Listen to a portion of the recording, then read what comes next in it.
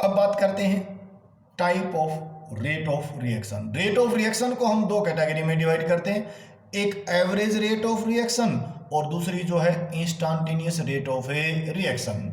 तो average rate of reaction यानी कि total change in concentration of reactant और product divide by total time taken. मान लीजिए भाई आर जो है हमारे पास रिएक्टेंट और पी क्या है, प्रोडक्ट है। तो एवरेज रेट ऑफ रिएक्शन, मान लीजिए हमने इनिशियल कंसंट्रेशन रिएक्टेंट की 10 मोल ले ली और 10 मिनट के बाद वो जो है 5 मोल क्या हो गए, चेंज हो गए प्रोडक्ट के अंदर। तो चेंज इन कंसंट्रेशन कितना आ गया, 5, और कितने मिनट में, 10 में। तो पर मोल कितना आ गया भाई, पर मिनट के हिसाब से तो 0.5, तो हमारे पास 0.5 मोल पर मिनट हमारा चेंज इन कंसंट्रेशन। तो कहेंगे कि average rate of reaction total change in concentration of reactant divide by total time taken, और इसको डेल्टा से रिप्रेजेंट करेंगे। रिएक्टेंट की टर्म में लिख रहे हैं तो माइनस डेल्टा आर। किसी भी सबस्टांस को यदि हम स्क्वायर ब्रैकेट्स में इनक्लोज कर देते हैं बेटा, तो वो क्या बन जाएगी, उसकी मोलर कंसंट्रेशन। तो change in molar concentration of reactant divide by total time taken. Product की टर्म में करेंगे तो average rate of reaction change in concentration of product divide by the total time taken. दूसरी है हमारे पास instantaneous rate of a reaction, यानी कि इंस्टेंट ऑफ टाइम बहुत ही छोटा हो, उस वक्त किसी रिएक्टेंट की कंसंट्रेशन क्या होगी, उसमें चेंज जो है वो भी समान होगा। तो instantaneous rate of reaction it is the small change in concentration of reactants और product at a particular instant of a time. That instant of time may be 1 second or less than 1 second. जो एक particular instant के ऊपर किसी भी reactant की concentration में जो थोड़ा सा चेंज आया वो क्या कहलाता है, हमारे पास instantaneous rate of a reaction. Instantaneous rate of reaction or instantaneous.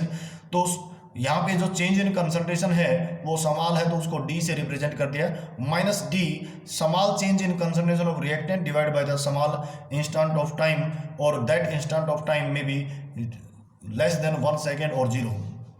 और प्रोडक्ट की टर्म में करेंगे तो समाल change in concentration of product divide by the delta T. अब हमारे पास है बेटा equalised rate expression. Equalised rate expression, अब कोई भी रिएक्शन है उसमें जो है रिएक्टेंट के अलग अलग नंबर ऑफ मोल्स हो सकते हैं, तो रेट ऑफ रिएक्शन सभी के लिए क्या होती है, बराबर होती है। तो फिर उनको इक्वल बनाए रखने के लिए, यूनिक वैल्यू देने के लिए, एक फिक्स वैल्यू देने के लिए क्या कर दिया, जो रेट ऑफ रिएक्शन थी उसके एक्सप्रेशन को उनके स्टिचोमेट्रिक कोफिशिएंट से क्या कर दिया, डिवाइड कर दिया। When rate of reaction defined with any of reactants or product is divided by their stoichiometric coefficient, then rate expression is called equalized rate expression और a unique value। मान लीजिए भी हमारे पास ये 2N2O5 4NO2 plus O2, N2O5 की जब decomposition होगी तो 4 नाइट्रोजन डाइऑक्साइड बना दिया और ऑक्सीजन गैस बन गई है।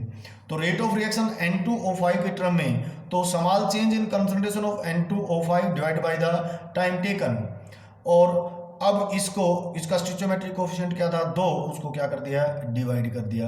अब NO2 के रूप में लिखेंगे तो 1/4 change in concentration of NO2 divide by T, और O2 के टर्म में लिखेंगे तो change in concentration of O2 divide by T। इसका कोफिशिएंट 1 था तो ये होगा, ये छोड़ दिया है।